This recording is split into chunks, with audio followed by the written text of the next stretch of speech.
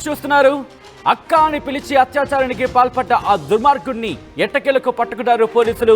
దేశవ్యాప్తంగా సంచలనం సృష్టించింది పూణే అత్యాచార ఘటన.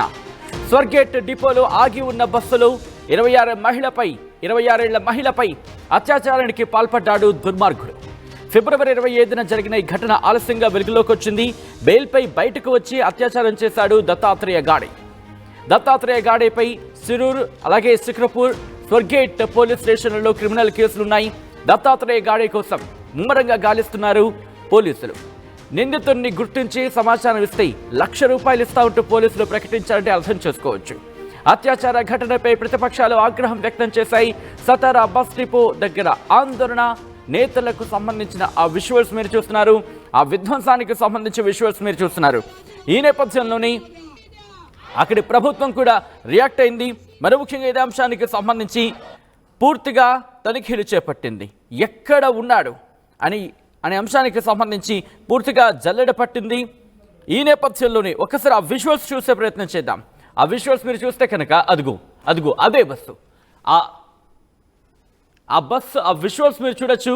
అక్కడ ఎటువంటి పరిస్థితి ఉంది అనేది పూర్తిగా చిరిగిపోయిన విజువల్స్ మీరు చూస్తున్నారు.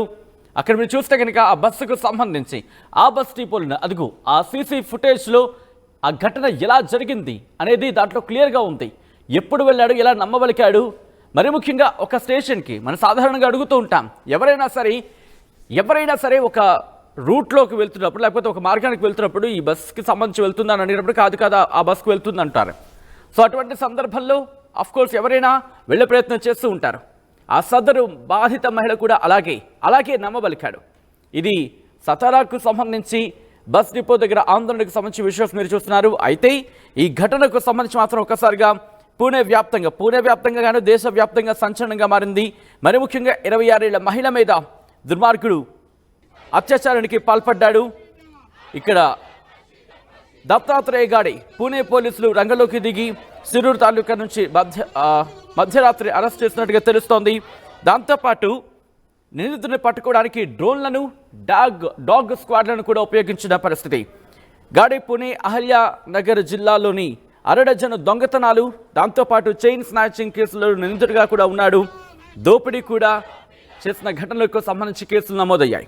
2019 నుంచి కూడా ఒక కేసులో బెయిల్పై బయట తిరుగుతున్నాడు.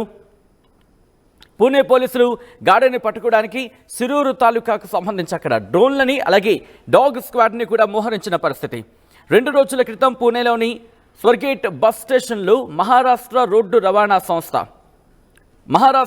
రవాణా సంస్థకు చెందిన శివ్ సాహి బస్సులు మహిళపై అత్యాచారానికి పాల్పడ్డారంటూ కూడా పెద్ద ఎత్తున ఆరోపణలు వినిపించిన పరిస్థితి.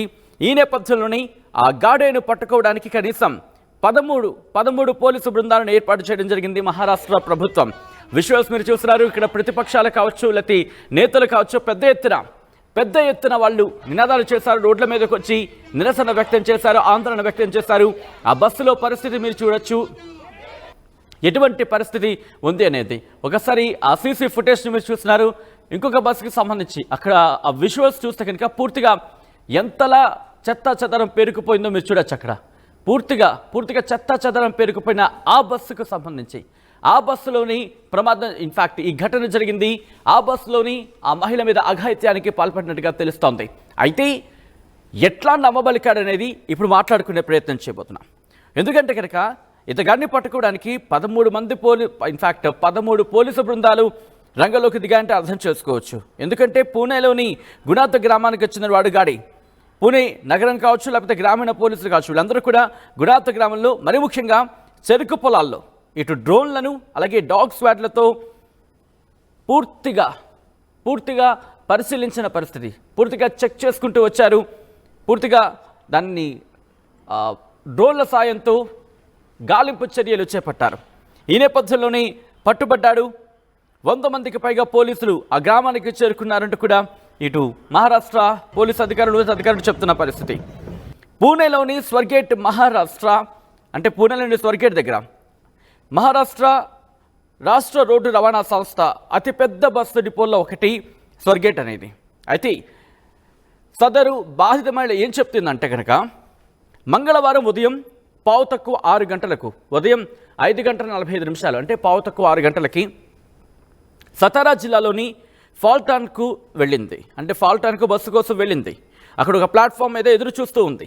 ఆ సందర్భంలోనే గాడి ఆమెతో మాట్లాడడం ప్రారంభించాడు. అక్క అంటే దీది అని పిలిచాడు. దీంతో అఫ్కోర్స్ దీది అనగానే ఎవరైనా సాధారణంగా ఏమనుకుంటారు, ఓకే మంచివాడేమో ఒక అంటూ కూడా ఒక కంక్లూజన్ కాదు, కానీ ఒక అభిప్రాయానికి అయితే రావడం జరుగుతూ ఉంటుందిగా. అలా అక్క అని ఎప్పుడైతే పిలిచాడో కాస్త నమ్మింది ఆతగాడిని. దీంతో సతారాకు బస్సు మరొక ప్లాట్ఫామ్ మీదకి వచ్చిందంటూ కూడా చెప్పాడు గాడి సదరు మహిళతో. ఆ తర్వాత ఏం జరిగింది, ఆమెను పక్కనే ఖాళీగా ఉన్న శివ్ సాహి ఏసీ బస్సులోకి తీసుకువెళ్ళాడు. అయితే అక్కడికి వెళ్ళిన తర్వాత ఆ ఏసీ బస్సు కూడా పూర్తిగా చీకటిగా ఉంది, ఎందుకంటే లైట్లు లేవు దాంట్లో. దీంతో ఇదే కరెక్ట్ టైం అని చూసి అదును చూసి ఆమె మీద అత్యాచారానికి పాల్పడ్డాడు అంటూ కూడా గాడే మీద ఆ మహిళ ఆరోపించిన పరిస్థితి. ఈ నేపథ్యంలోనే గాడేని అదుపులోకి తీసుకున్నారు. మరి ముఖ్యంగా సదరు మహిళ వైద్య రంగంలో పనిచేస్తున్నట్టుగా తెలుస్తోంది. విజువల్స్ మీరు చూస్తున్నారు. అక్కడ ఆ బస్సు చూడండి, పూర్తిగా పాడుబడిపోయిన బస్సులాగా కనిపిస్తోంది. పూర్తిగా బూజు పట్టేస్తుంది, ఎక్కడికక్కడ చెత్తా చెదారం పేరుకుపోయింది. అటువంటి బస్సుకు సంబంధించి ఎవరైనా ఎందుకంటే ఇది కేవలం ఒక్క ఏరియాకు మాత్రమే పరిమితం కాదు.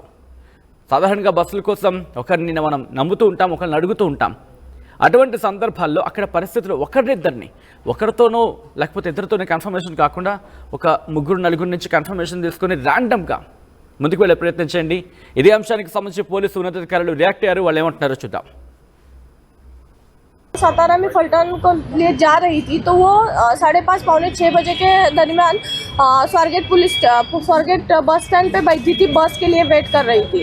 तो दैट टाइम ये जो आरोपी है ये इसके पास आया है। उसने उससे पहचान कर खुद का मतलब पहचान बढ़ाई और फिर उससे पूछा कि दीदी तुम कहाँ जा रही हो, ऐसा मीठा बोल के उससे इन्फॉर्मेशन निकालवाई कि वो कहाँ जा रही है।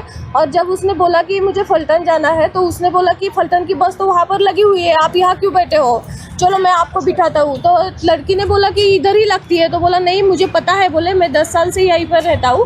तो वो उसको मीठा बोल के वहाँ पर लेके गया। तो लड़की ने पूछा कि बस में तो अंधेरा है। तो उसने बोला कि ये रात की लेट हुई थी बस, वो अभी है, वो अभी निकलने वाली है, तो आप चाहे तो ऊपर जाके टॉर्च से देख लो वहाँ पर लोग है या नहीं है करके। तो ऐसा बोल के उसने बोला कि ऊपर जाके देखने के लिए बोला। तो लड़की ऊपर जाके टॉर्च से देखने लगी। दैट टाइम वो अंदर आया, उसने दरवाज़ा बंद किया, फिर ये सब उसके साथ ज़बरदस्ती की उसने। उसके बाद ये आरोपी सीसीटीवी में दिख सकता है कि लड़की उसी के साथ जा रही है वहाँ पर बस तक, वो सब दिख रहा है। और उसके बाद जब ये हुआ तो उसके बाद लड़की भी वहाँ से निकली है और वो अपने गाँव जा रही थी। तो बीच में उसने अपने एक फ्रेंड को फ़ोन करके बताया कि मेरे साथ ऐसा हुआ है। तो उसके फ्रेंड ने उसको बोला कि नहीं तू वापस जा और पुलिस स्टेशन में जाके कंप्लेंट कर। तो वो लड़की यहाँ पर आई पुलिस स्टेशन में और उसने हमारे पास ये कंप्लेंट की। उसके बाद हमने इमीडिएटली सीसीटीवी फुटेज वगैरह निकाला, सब ट्रेस आउट किया। उसमें जो आरोपी है वो पहचान लिया गया है। उसका नाम है दत्तात्रेय रामदास गाड़े करके, उसका एज है 36 to 30। हमारी अभी 13 टीम्स है जो इसमें इन्वेस्टिगेशन कर रही है। उसका गांव है, आजू बाजू के गांव है, बस स्टैंड है, रेलवे स्टेशन है, वहाँ पर सब जगह पे हमारी टीम्स डिप्लॉय की गई है। जो सीसीटीवी फुटेज और बाकी भी लोगों से बात करके इंफॉर्मेशन पे ऐसे जो भी लीड मिल रहे हैं उस पर इन्वेस्टिगेशन चालू है हमारा। हमने 1 लाख रुपए का इनाम भी इस पे जाहिर किया है, घोषित किया है। यस, इसमें सीपी सर ने 1 लाख का इनाम घोषित किया है जो भी आदमी इस पे पकड़ के देगा, क्योंकि वो वहीं पे आसपास कहीं पे घूम रहा होगा तो उसको पहचानने वाले लोग होंगे। और उसका फोटो भी सर्कुलेट किया है, जिसको भी पता चल जाएगा वो अगर हमें बताता है या उसको पकड़ के देता है तो उसको 1 लाख का इनाम दिया जाएगा। रिकॉर्ड का गुनहगार है इस पे, इससे पहले कितने ऑफेंस रजिस्टर? इस पे पहले 4-5 ऑफेंसेस है। 2019 में इसने चेन स्नैचिंग के 394 के और कुछ पॉकेट मार के ऐसे कुछ इस पे ऑफेंसेस दाखिल है। ये प्रॉपर्टी ऑफेंडर है। अब अभी तक उस पे कोई बॉडी ऑफेंस नहीं दाखिल हुआ था। मैडम कितनी टीम्स अभी हमारी तैनात है? 13 टीम्स अभी तैनात है, जिसमें क्राइम की 8 टीम है और जोन की 5 टीम है और सभी उसके वर्कआउट कर रही है। రైట్, అది పోలీసు ఉన్నతాధికారులు చెబుతోంది. ఆ రోజు ఏం జరిగిందనేది వాళ్ళు పూసగుచ్చినట్టు వాళ్ళు వివరించుకొచ్చారు. ఈ నేపథ్యంలోని మహారాష్ట్ర ప్రభుత్వం కూడా రియాక్ట్ అయింది. ఇదే ఘటనకు సంబంధించి మహారాష్ట్ర డిప్యూటీ ముఖ్యమంత్రి ఏకనాథ్ షిండే కూడా రియాక్ట్ అయ్యారు. ఆయన ఏమంటున్నారో చూద్దాం. घटना बहुत ही दुर्भाग्यपूर्ण है, निंदनीय है और इसलिए जो उसको मैंने खुद ही पुलिस आयुक्त जी से भी बात की, हमारे मुख्यमंत्री जी उसके ऊपर लगातार ध्यान दे रहे हैं और उन्होंने भी आदेश पुलिस आयुक्त को दिया है। पालक मंत्री अजीत दादा भी इसका फॉलोअप ले रहे हैं और इसमें इसको जल्द से जल्द पकड़ा जाएगा, उसके ऊपर कड़ी कार्रवाई की जाएगी। जो गुनाहगार ऐसे ये गुनाह करता होगा तो हमारे लाडली बहनों के ऊपर अत्याचार करता होगा तो उसको बिल्कुल बख्शा नहीं जाएगा, उसके ऊपर कड़ी कार्रवाई की जाएगी, उसको फांसी की सजा मिलनी चाहिए। ऐसे गुनाहगारों को ऐसी भूमिका सरकार की है। पुणे में రైట్, అది మహారాష్ట్ర ప్రభుత్వం చెబుతోంది. మహారాష్ట్ర డిప్యూటీ ముఖ్యమంత్రి ఏకనాథ్ షిండే అన్న మాటలు. ఈ ఘటన 72 గంటల తర్వాత అతగాడిని అదుపులోకి తీసుకున్న పరిస్థితి. ఘటన జరిగిన 72 గంటల్లోని అతగాడిని పట్టుకోవడం జరిగింది ముంబై పోలీసులు. దేశవ్యాప్తంగా సంచలనంగా మారింది పూణే అత్యాచార ఘటన. స్వర్గేట్ డిపోలో ఆగి ఉన్న బస్సులు 26 ఏళ్ల మహిళపై అత్యాచారానికి పాల్పడ్డాడు దుర్మార్గుడు. ఫిబ్రవరి 25న ఈ ఘటన జరిగింది. ఆలస్యంగా వెలుగులోకి వచ్చింది. బెయిల్పై బయటకు వచ్చి అత్యాచారం చేసినట్టుగా తెలుస్తోంది దత్తాత్రేయ గాడేపై సిరూర్, సిక్రపూర్, స్వర్గేట్ పోలీస్ స్టేషన్లలో క్రిమినల్ కేసులు నమోదయ్యాయి. దత్తాత్రేయ గాడే కోసం ముమ్మరంగా తనిఖీలు చేస్తున్నారు. ఇన్ఫాక్ట్ ముమ్మరంగా గాలింపు చర్యలు చేపట్టడం జరిగింది ఇటు మహారాష్ట్ర పోలీసులు. నిందితుడిని గుర్తించి సమాచారం ఇస్తే ₹1,00,000 ఇస్తామంటూ కూడా పోలీసులు ప్రకటించాలంటే అర్థం చేసుకోవచ్చు. 72 గంటల తర్వాత నిందితుడిని పట్టుకున్నారు మహారాష్ట్ర పోలీసులు. అత్యాచార ఘటనపై ప్రతిపక్షాలు ఆగ్రహం వ్యక్తం చేశాయి. సతారా బస్ డిపో దగ్గర ఆందోళన, నేతలకు సంబంధించి అక్కడ వాళ్ళు ఆందోళన దిగిన పరిస్థితి మీరు చూస్తున్నారు. ఒకసారి మీరు చూస్తే కనుక శివసాహికి సంబంధించి ఆ బస్ దగ్గర మీరు చూడొచ్చు. ఆ రౌండ్ సర్కిల్లో మీరు చూస్తున్నారు కదా, ఆ రౌండ్ సర్కిల్లోని ఆ మహిళకు సంబంధించి విజువల్ మీరు చూడొచ్చు. అదుగు ఆ మహిళ అక్కడికి చేరుకున్న తర్వాత మహిళను నమ్మబలికాడు, అక్కడే నిల్చున్నాడు. వెంటనే ఆ బస్లోకి వెళ్ళిన తర్వాత చీకటిగా ఉందని చెప్పి ఇన్ఫాక్ట్ ఆ సదరు మహిళ గుర్తించడం జరిగింది. ఆ తర్వాత ఎప్పుడైతే గుర్తించిందో వెంటనే అలర్ట్ అయి వెనక్కొచ్చే టైంలో ఆమె మీద బలాత్కారానికి పాల్పడ్డాడు అంటూ కూడా అక్కడ ఆ అంశాన్ని ఆమె కంప్లైంట్లో మెన్షన్ చేసింది. ఈ నేపథ్యంలోనే ఘటన జరిగిన 72 గంటల్లోని మహారాష్ట్ర పోలీసులు అతగాన్ని అదుపులోకి తీసుకొని విచారిస్తున్నారు.